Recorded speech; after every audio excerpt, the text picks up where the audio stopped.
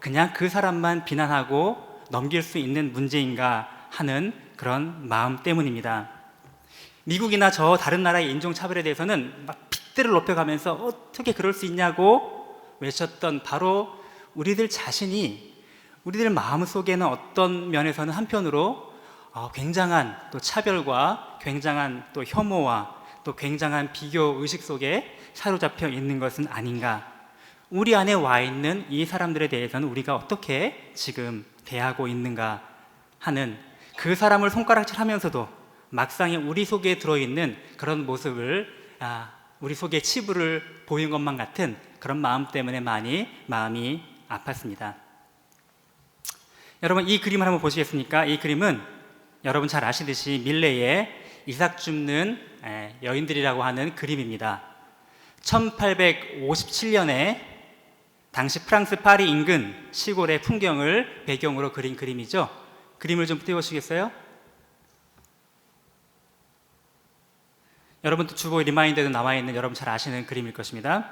검고 거친 피부를 가진 두 여인이 허리를 숙여가면서 종일 이삭을 줍는 장면이 나와 있습니다.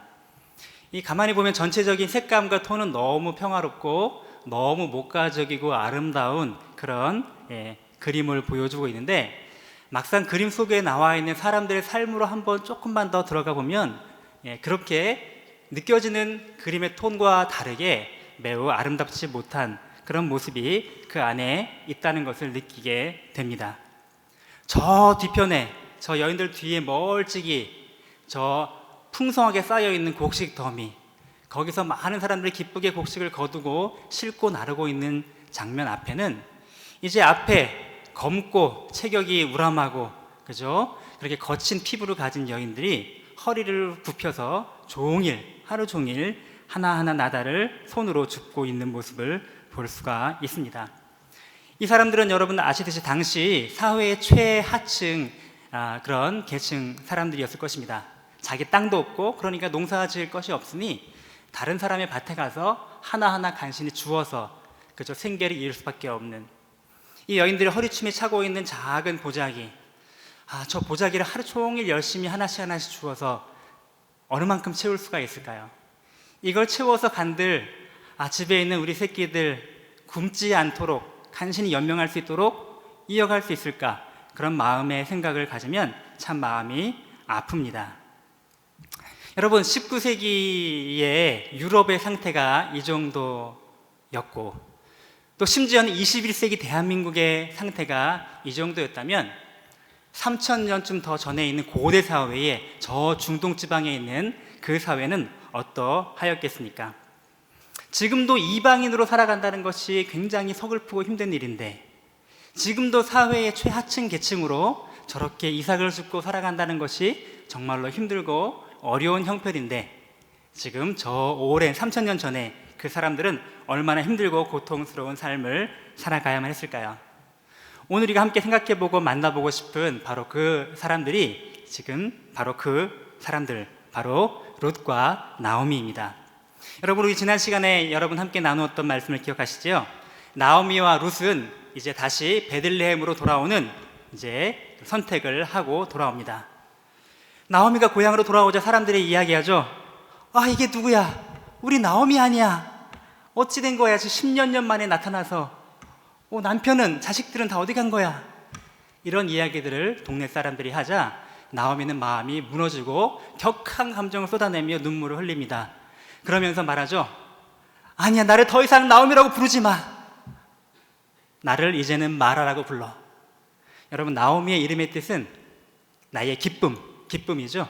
나를 더 이상 기쁨이라고 부르지 마. 그 대신 마라라고 불러.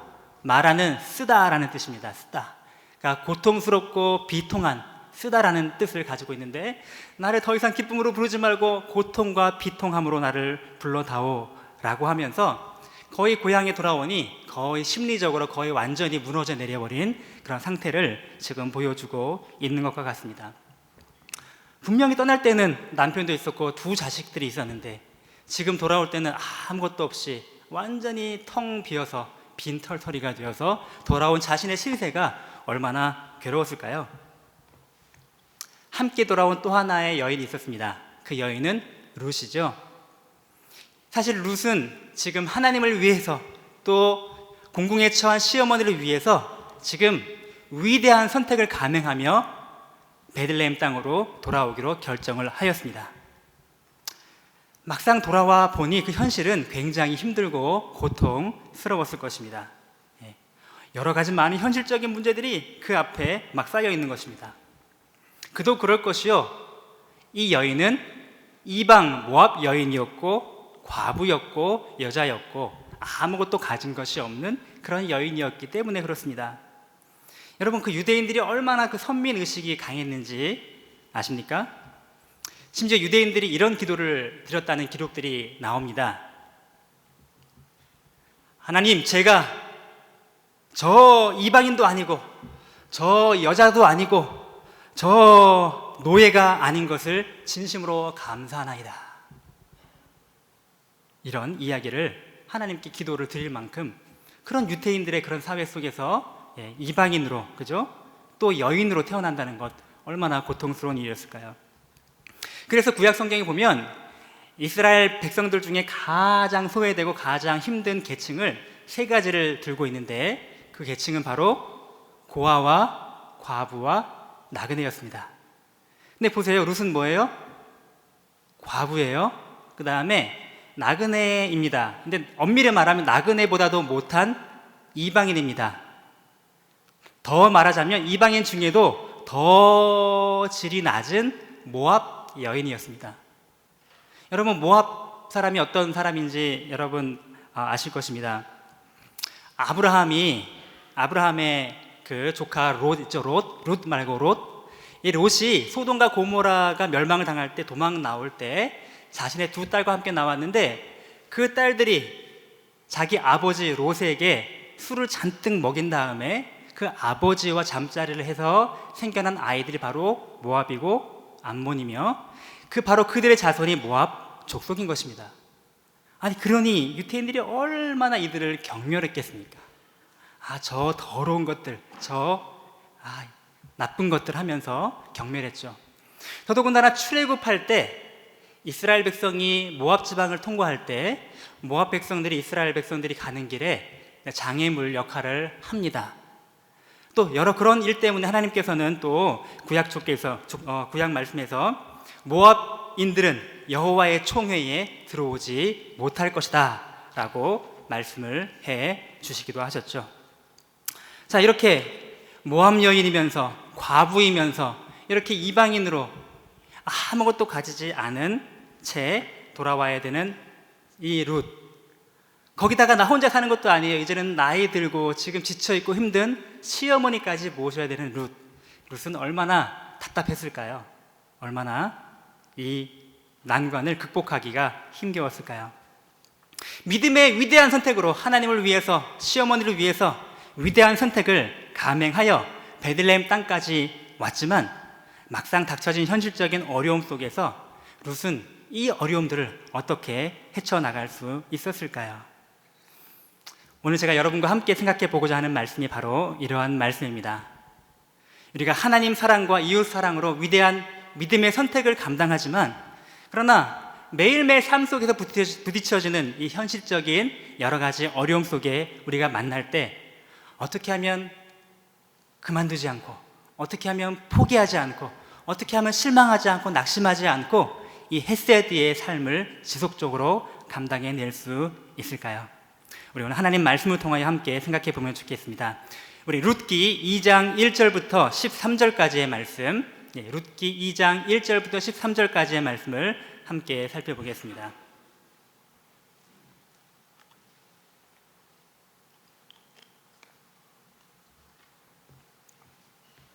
우리 주신 말씀을 한 절씩 나누어서 한번 교독해 볼까요? 룻기 2장 1절부터 13절까지의 말씀입니다. 나오미의 남편 엘리멜렉의 친족으로 유력한 자가 있으니 그의 이름은 보아스더라. 모압 여인 룻이 나오미에게 이르되, 원하건대 내가 밭으로 가서 내가 누구에게 은혜를 입으면 그를 따라서 이삭을 주겠나이다 하니, 나오미가 그에게 이르되 내 따라 갈지어다 하매, 룻이 가서 베는 자를 따라 밭에서 이삭을 줍는데 우연히 엘리멜렉의 친족 보아스에게 속한 밭에 이르렀더라. 마침 보아스가 베들레헴에서부터 와서 베는 자들에게 이르되 여호와께서 너희와 함께 하시기를 원하노라 하니 그들이 대답하되 여호와께서 당신에게 복 주시기를 원하나이다 하니라. 보아스가 베는 자들을 거느린 사환에게 이르되 이는 누구의 소녀냐 하니 이는 나오미와 함께 모압 지방에서 돌아온 모압 소녀인데 그의 말이 나로 베는 자를 따라 단 사이에서 이삭을 죽게 하소서 하였고 아침부터 와서는 잠시 집에서 쉰 외에 지금까지 계속 하는 중이니이다. 보아스가 룻에게 이르되 내 딸아 들으라. 이삭을 주우러 다른 밭으로 가지 말며 여기서 떠나지 말고 다른 소녀들과 함께 있으라. 그들이 베는 밭을 보고 그들을 따르라. 내가 그 소년들에게 명령하여 너를 건드리지 말라 하였느니라. 목이 마르거든 그릇에 가서 소년들이 길어온 것을 마실지니라 하는지라. 룻이 엎드려 얼굴을 땅에 대고 절하며 그에게 이르되 나는 이방 여인이언을 당신이 어찌하여 내게 은혜를 베푸시며 나를 돌보시나이까 하니 보아스가 그에게 대답하여 이르되 내 남편이 죽은 후로 내가 시어머니에게 행한 모든 것과 내 부모와 고국을 떠나 전에 알지 못하던 백성에게로 온 일이 내게 분명히 알려졌느니라. 여호와께서 내가 행한 일에 보답하시기를 원하며 이스라엘의 하나님 여호와께서 그의 날개 아래 보호를 받으러 온 내게 온전한 상 주시기를 원하노라 하는지라. 룻이 이르되 내 주여 내가 당신께 은혜 입기를 원하나이다. 나는 당신의 하녀 중에 하나와도 같이 못하오나 당신이 이 하녀를 위로하시고 마음을 기쁘게 하시는 말씀을 하셨나이다 하니라. 아멘. 아멘. 하나님을 사랑하고 이웃을 사랑하기로 선택한 이 룻의 선택. 그러나 막상 닥쳐있는 현실적인 어려움 속에서 어떻게 흔들리지 않고 지속적으로 이 헤세드의 삶을 지속해 나갈 수 있을까요? 오늘 본문을 통해 저는 여러분과 두 가지의 중요한 메시지를 함께 살펴보려고 합니다. 첫 번째는 하나님께서는 보이지 않아도 세밀하게 우리의 삶에 개입하고 계시는 분이라는 것이고, 두 번째는 하나님께서는 우리의 그 헤세드를 반드시 기억하시고 갚아주는 분이시라는 것입니다. 첫 번째는 하나님께서 우리에게 말씀하십니다. 하나님은 보이지 않지만 세밀하게 우리의 삶에 개입하고 계시는 그 분이시기 때문에 우리가 그 하나님을 바라보고 그 하나님을 신뢰한다면 우리가 계속해서 흔들림이 없이 하나님의 그 위대한 선택을 감당해 나갈 수 있을 것입니다. 룻은 이방인이었고 여자였고 과부로서 매우 어려운 환경 속에 놓여 있었지만 포기하지 않고 하나님이 주신 그런 믿음의 용기를 따라 선택한 헤세드의 삶을 계속 실천하기로 결심을 합니다. 룻은 먼저 어려운 상황 속에서 팔짱만 끼고 있지 않고 주도적으로 어머니를 섬기기로 결정합니다. 어머니, 제가 나가서 이삭 죽기라도 해서 어떻게든 양식을 좀 얻어올게요 라고 지금 2절에 그렇게 기록을 하고 있죠. 가만히 생각해보면 지금 여기는 나오미의 고향이니까 지금 룻은 아무것도 모르지 않습니까? 그러니까 나오미가 뭔가 어떻게 살 길을 좀 마련해보고 그 다음에 룻에게 좀 이렇게 하면 좋겠다라고 알려주면 좋겠지만 지금 어찌된 일인지 나오미는 심리적인 탈진 상태인지 어떤지 몰라도 아무런 일을 하지 않고 도리어 룻이 주도적으로 지금 나가서 이삭 줍기라도 하겠습니다 라고 이야기를 합니다. 사실 이방인 젊은 여자 과부로서 낯선 땅에서 그런 일을 한다는 것이 자칫 힘들 뿐만 아니라 어려울 수도 있고 위험할 수도 있음에도 불구하고 룻은 주도적으로 용기 있게 그 일을 자원하여 나아갑니다. 여기서 이삭 죽기를 한다는 것, 이 선택을 했다는 걸 볼 때 지금 룻은 비록 이방 사람이었지만 하나님의 법에 대하여 어느 정도 지식을 가지고 있었다는 것을 생각해 볼 수가 있습니다. 여러분, 왜 그렇죠? 그 레위기 19장 9절에 10절에서 보면은 이스라엘 백성을 위해서 하나님이 해 놓으신 그런 귀한 그 법칙이 있는데요, 이렇게 되어 있습니다. 레위기 19장 9절 10절에 너희가 너희의 땅에서 곡식을 거둘 때에 너는 반 모퉁이까지 다 거두지 말고 내 떨어진 이삭도 줍지 말며 내 포도원의 열매를 다 따지 말며 내 포도원에 떨어진 열매도 줍지 말고 가난한 사람과 거류민을 위하여 버려두라. 나는 너희 하나님 여호와니라. 곡식 거둘 때 다 거두지 말고 어느 정도 남겨놓고 가난한 사람들이 직접 와서 그것을 가져갈 수 있도록 남겨놓으라는 것이 하나님의 법칙이었고, 이것이 이스라엘 사회 전체의 일종의 약자들을 위한 사회적인 보호망이 되어 주었던 것입니다. 바로 그것을 알고 지금 룻은 내가 이삭 줍기라도 하겠습니다 라고 선택을 한 것이죠. 또 룻은 아주 겸손한 마음으로 또 은혜를 구하는 마음으로 나아갑니다. 내가 그나마도 이삭 줍기도 은혜가 없으면 감당할 수 없습니다 라고 하는 것을 룻은 알고 있었다는 것입니다. 제가 아무리 이삭 줍고 싶어도 주인이 들어오지 못하게 하면 들어갈 수 없는 것이고, 또 다른 사람이 이미 다 가져가 버렸으면 내 것이 없는 것입니다. 이삭을 줍는 그 가장 극심한 그런 일도 누군가의 은혜, 주님의 은혜가 없으면 되어지지 않는다는 것을 룻은 알고 지금 겸손히 내가 누구에게 은혜를 입으면 이삭을 줍겠습니다 라고 결정을 합니다.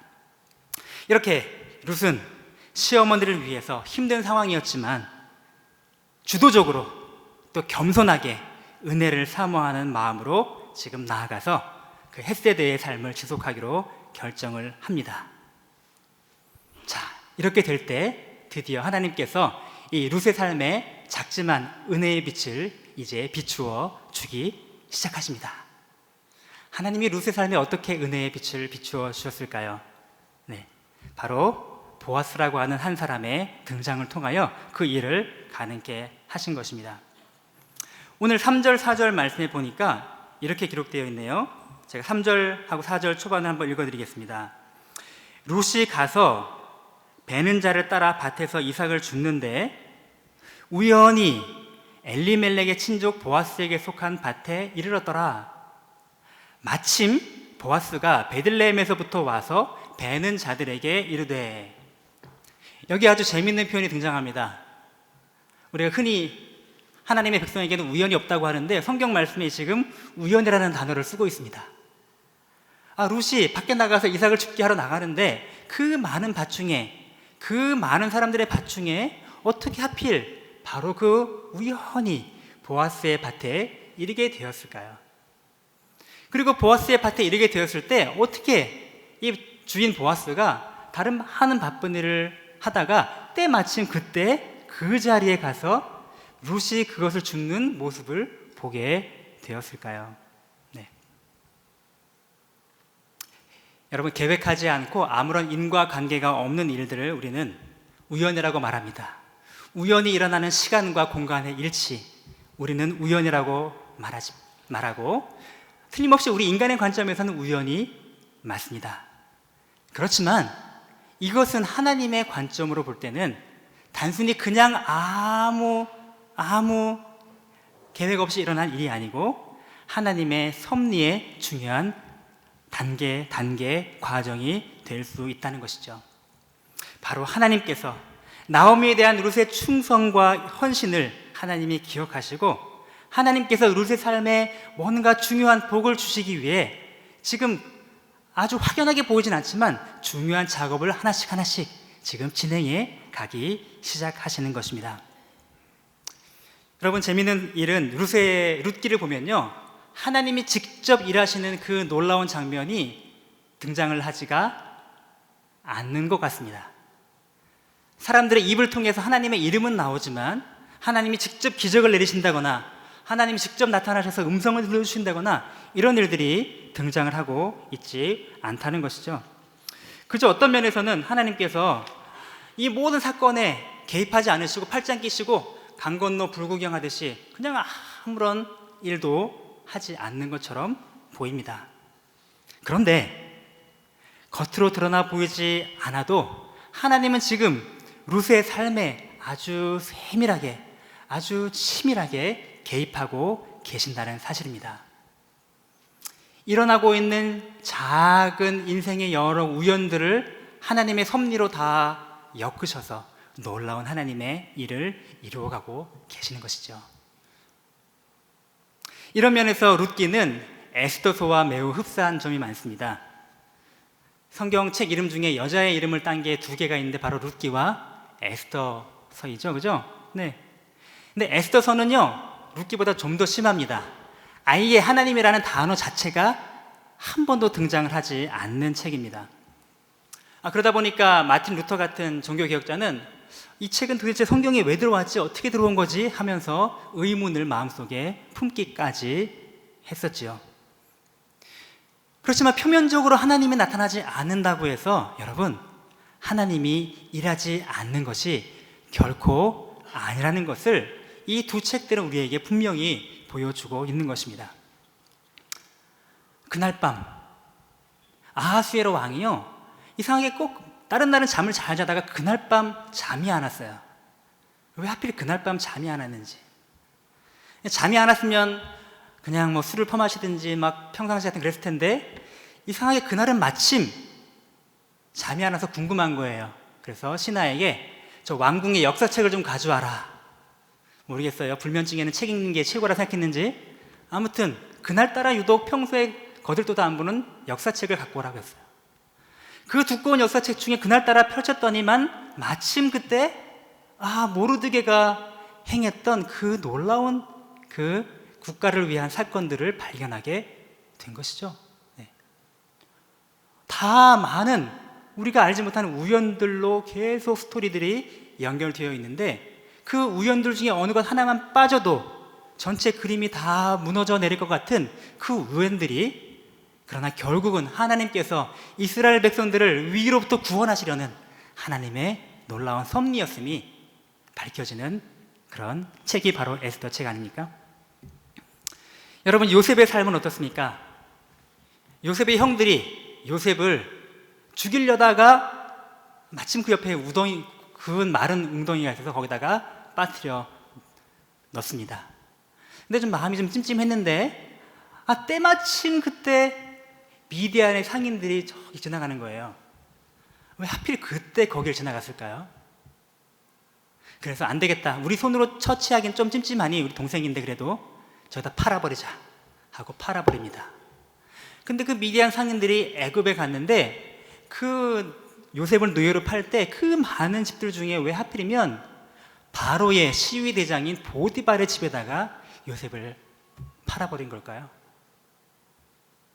왜 하필 그 보디발의 아내는 이 노예밖에 안 되는 요셉에게 눈이 헷가닥해가지고 이 요셉을 그렇게 꼬시고 싶어 해가지고 하다가 실패하니까 모함을 해가지고 감옥에 쳐 넣게 만든 것일까요? 왜 근데 하필 그 감옥에 바로의 술 맡은 관원이 왜 하필 그때 거기에 들어왔느냐 그 말이죠. 안 들어올 수도 있었고 다른 방에 갈 수도 있는데 왜 같은 감옥에 들어오게 된 것이냐 말입니다. 하나하나 볼 때는 왜 일어났는지 알 수 없고 정말 우연의 일치로 보여주는 많은 사건들, 어떤 면에서는 하나님이 보여주신 큰 그림과는, 그 비전과는 영 엉뚱한 방향으로 가는 것처럼, 삶이 꼬여가는 것처럼 보일지라도 하나님은 그 작은 우연들, 작은 사건들 하나하나를 다 엮으셔서 우리는 알지 못하는 하나님의 그 빅 픽처 속에 하나님의 놀라운 섭리를 이루어가고 계신다라는 것입니다. 여러분, 우리의 삶에도 많은 우연과 같은 사건들이 발생을 합니다.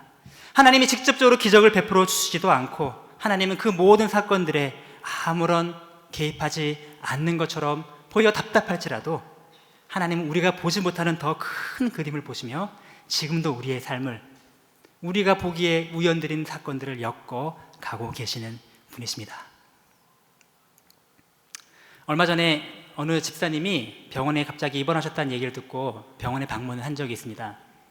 그 집사님은 평소에 저 지방으로 막 다니시면서 거의 주말 늦게나 서울에 올라오시는 분인데, 아니 그날 에어컨 설치 기사한테 이제 에어컨을 좀 부탁을 해가지고 그날 오후에, 금요일 오후 2시에 올라온 거예요. 근데 마침 그 에어컨 설치하신다는 분이 깜빡 잊어버렸어요.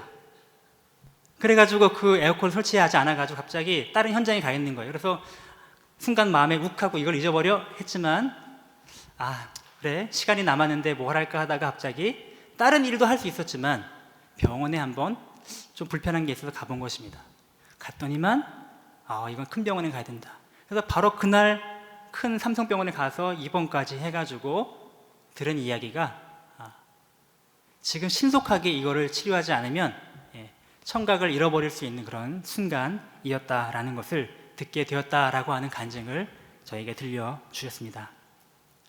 그날 하필 다른 많은 일들도 있었지만 그날 우연히 그분이 깜빡 잊어주신 것 때문에 하나님은 이 일을 발견할 수 있도록 만들어 주신 것이죠. 놀라운 기적을 일으키시거나 신비한 음성을 들려주시는 일이 없이 하나님이 잠자고 계시는 듯 느껴질지라도 하나님은 우리의 삶을 향한 하나님의 놀라운 계획을 지금도 신실하게 성실하게 이루어가고 계심을 신뢰하는 믿음을 갖고 살아가야 할 것입니다.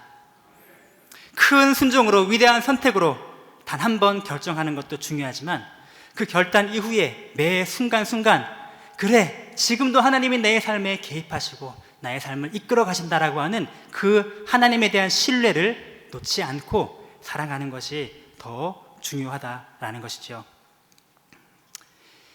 현대 선교의 아버지라고 하는 윌리엄 캐리 이야기를 여러분 몇 주 전 선교 줄 때 들으셨습니다. 하나님으로부터 위대한 일을 기대하고 하나님을 위해 위대한 일을 시도하라고 했던 그 말씀 기억하시죠?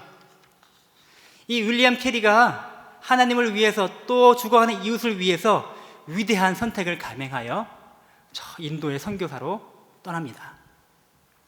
근데 처음 7년 동안 단 한 명의 회심자도 얻지 못하고 그의 삶은, 그의 사역은 굉장히 어려운 가운데 놓여 있었던 것입니다. 여러분, 힘들고 어렵고 낯선 곳에 생활하는 것, 그런 어려움은 어떻게 참는다고 해도 그래도 선교사에게 누군가 한 명이라도 열매가 있다는 것, 그것을 바라보고 사는 것인데 7년 동안이나 단 한 명도 열매가 없다. 얼마나 힘들고 어려웠을까요? 그러나 그 순간순간에도 하나님의 그 큰 그림을 믿는 그 하나님에 대한 신뢰함을 가지고 끝까지 그 일을 감당을 합니다.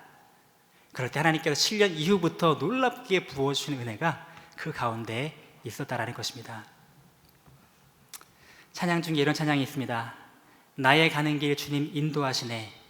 그는 보이지 않아도 날 위해 일하시네. 주님은 보이지 않아도 지금도 날 위해 일하고 계시는 신실하신 하나님이십니다. 어떤 일이 지금 벌어지는 것처럼 보이고 그것이 내 생각과 다른 것처럼 보여도 하나님의 개입하심이 세밀하게 나의 삶에 있다. 그 믿음을 놓지 않으신 여러분 되시기 바랍니다. 하나님을 신뢰하시고 우연을 가장한 하나님의 놀라운 섭리를 통하여 나의 삶을 세울 것이라는 그 믿음을 놓지 않으시기 바랍니다. 두 번째로 우리가 포기하지 않고 낙심하지 않고 헷세이드의 삶을 지속할 수 있는 것은 바로 하나님께서 우리가 베푼 작은 헷세이드도 다 기억하시고 갚아주시고 보답하시는 분이라는 사실을 우리가 알고 신뢰할 때 가능하다는 것입니다. 룻이 시어머니 나오미에게 베풀었던 그 헷세이드의 사랑을 하나님은 기억하시고 지금 이제 보아스가 룻에 대한 헷세이드를 통하여 이제 갚아주기 시작하시는 것입니다. 오늘 1절 말씀에 보니까 보아스가 소개되어 있습니다. 어떤 면에서는 보아스가 너무 성급하게 소개되는 것 같기도 해요. 그죠? 1절에 보니 나오미의 남편 엘리멜렉의 친족으로 유력한 자가 있으니 그의 이름은 보아스더라. 이 보아스라고 하는 사람의 이름의 뜻은 힘, 능력, 강함 이런 뜻을 가지고 있습니다. 여러분, 왜 솔로몬 성전에 두 기둥이 있었죠? 하나는 야긴, 하나는 보아스. 바로 그 보아스가 같은 의미를 가지고 있습니다. 야긴, 저가 세우신다. 보아스, 하나님의 능력으로.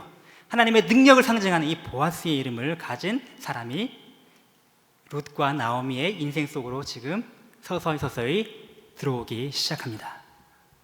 실제 그 이름처럼 그는 매우 유력한 사람이었습니다. 능력 있고 힘이 있고 그런 사람이었죠. 근데 단순히 힘과 능력만 있는 사람이 아니고 그는 굉장히 따뜻하고 그런 선한 자비로운 마음을 가진 사람이었습니다.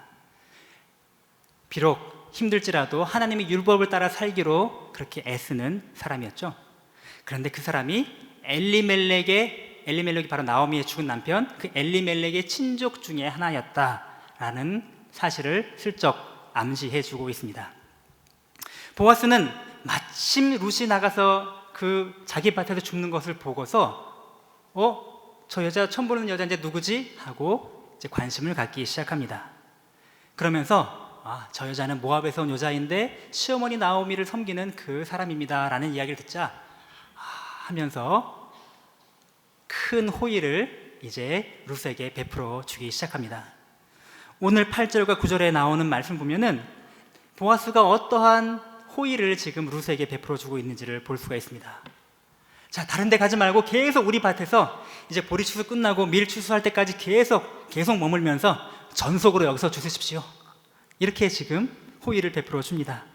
또 내 일하는 나의 일꾼들인 그 소녀들과 함께 거기서 머물며 같이 일하십시오.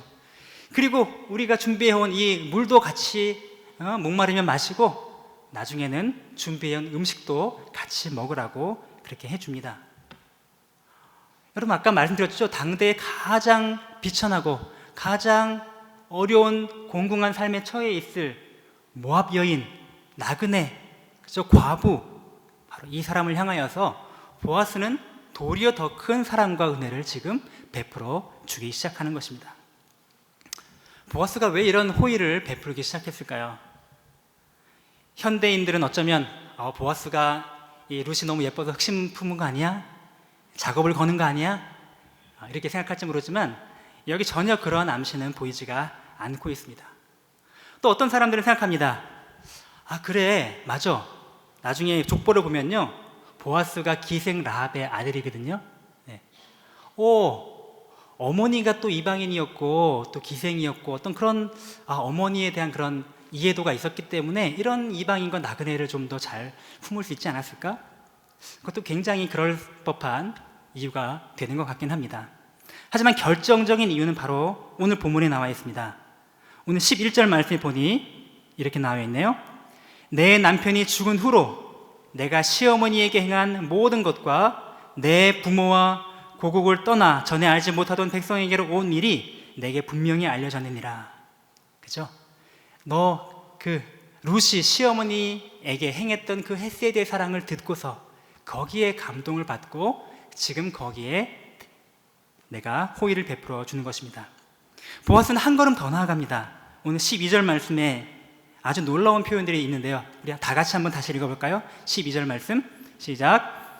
여호와께서 내가 행한 일에 보답하시기를 원하며 이스라엘의 하나님 여호와께서 그의 날개 아래에 보호를 받으러 온 내게 온전한 상 주시기를 원하노라. 아멘. 보아스는 룻이 하나님으로부터 큰 복을 받고 하나님의 보답을 받고 하나님의 상을 받게 되기를 축복하는 축복의 기도를 그에게 해줍니다.